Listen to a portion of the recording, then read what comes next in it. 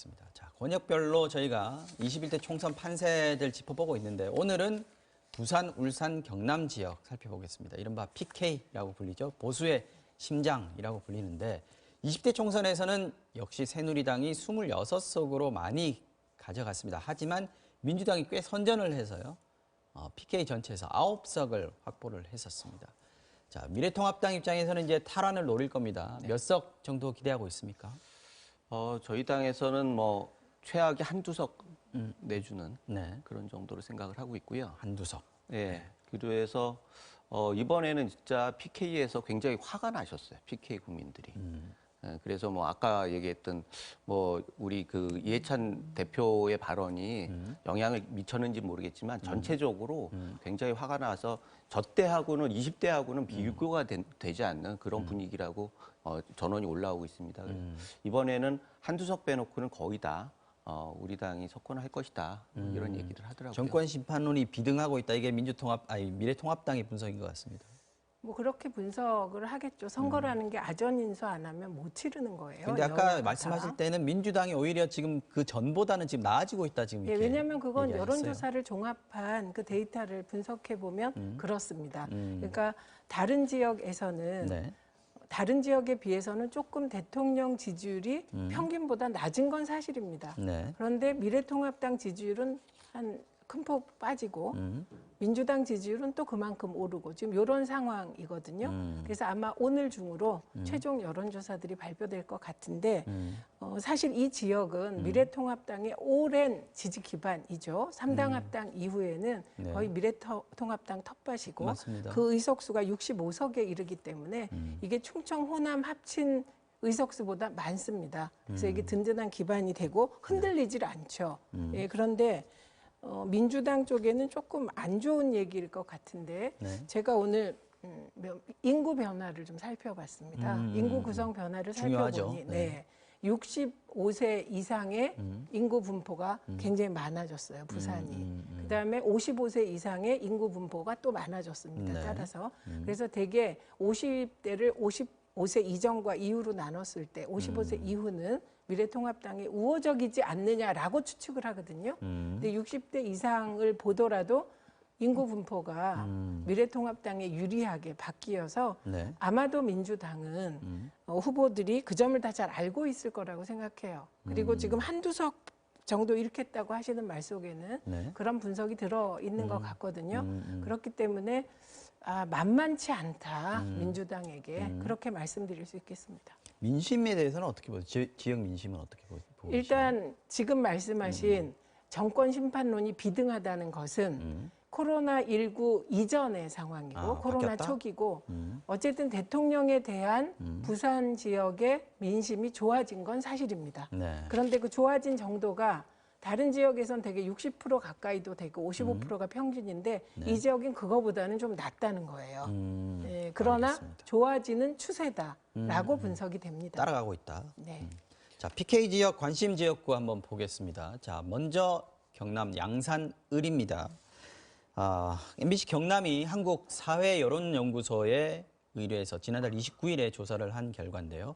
더불어민주당의 김두관 후보가 43.7%, 미래통합당의 나동현 후보가 43%, 이거 뭐 그야말로 초박빙인 상태입니다.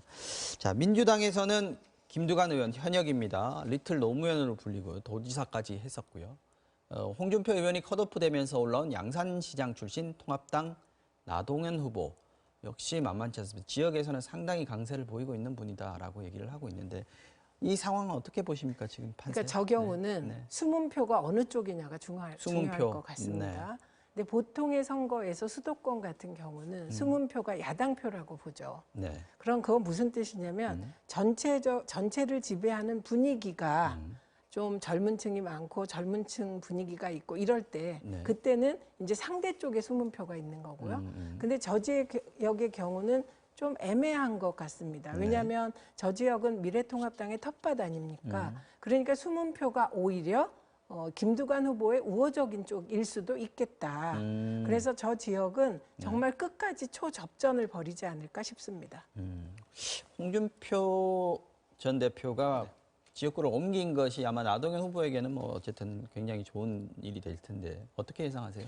일단 나동현 후보가 굉장히 선전하고 있는 건 맞는 것 같아요. 원래는 그러면 김두관 후보가 더 잘 나올 것이다라고 예상을 했다는 전반적으로 그렇게 김두관 후보가 워낙에 그 지명도가 높고 기반도 있고 또 이 지역이 그 문재인 대통령 전 대통령 지금 그 전에 노무현 대통령 해가지고 상당히 단단한 지역이었어요. 그런데 이런 상황에서 김두관 후보라고 하면 굉장히 트리플 크라운 같은 그런 아성 같은 데였는데 우리 후보가 중앙에서 사실 지역에서는 유명한 분이지만 중앙에서 그렇게 유명한 분이 아니기 때문에 상당히 좀 밀리는 거 아닌가 이런 생각을 했는데 실질적으로 지역 분위기를 보면은 굉장히 선전하고 있고 굉장히 긍정적으로 이렇게 얘기를 하고 전망을 하고 있는데 이런 걸 봐서는 여기가 지금 나온 것도 굉장히 접전 지역들 아닙니까?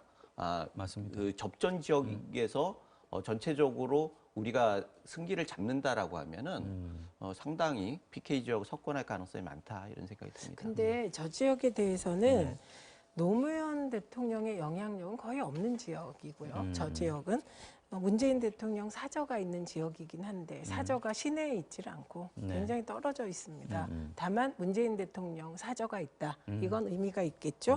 그런데 저 지역은 민주당이 국회의원이 된 적이 거의 없는 지역입니다. 그러니까 밭 자체는 미래통합당에 굉장히 유리한 지역이고 사실 저 지역에 김두관 후보가 내려갈 때는 사실 출마하면 반드시 당선되는 지역구를 버리고 내려간 거잖아요. 희생하기 위해서 내려간 것이거든요. 근데 오히려 홍준표 후보께서 저 지역을 전국적 관심지로 끌어올려 주면서 애초에 김두관 후보는 사실은 주목도 못 받고 어려운 처지였는데 오히려 할 만한 선거 지역으로 만들어줬다고 생각합니다. 알겠습니다. 자, 다음은 부산 지역에서 좀 관심이 가는 곳 한번 볼 텐데요. 서울에 종로가 있다면 부산에선 부산 진갑이다 이렇게 얘기를 한다고 하죠. 정치 1번지다라는 얘기인데 여권의 잠룡 중에 하나로 꼽히는 김영춘 후보 있고요.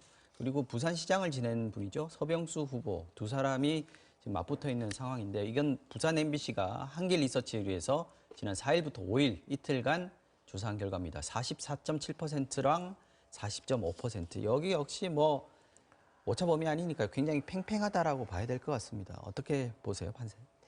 팽팽하죠. 네. 그러나 저는 다른 분들과는 달리 김영춘 후보가 굉장히 어려운 싸움을 하고 있다고 생각합니다.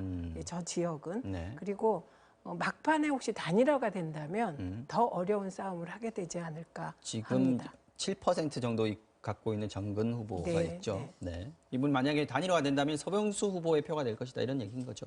어떻게 보세요, 여기는? 사실 그 인물로도 뒤지지 않죠. 우리 후보가 서병수 후보 같은 경우에는 뭐 지금 5선에 도전하지 않습니까? 서울, 부산시장도 하셨고, 그리고 그러니까 김영춘 그 장관하고 비교해가지고 인물로도 전혀 뒤지지가 않아요.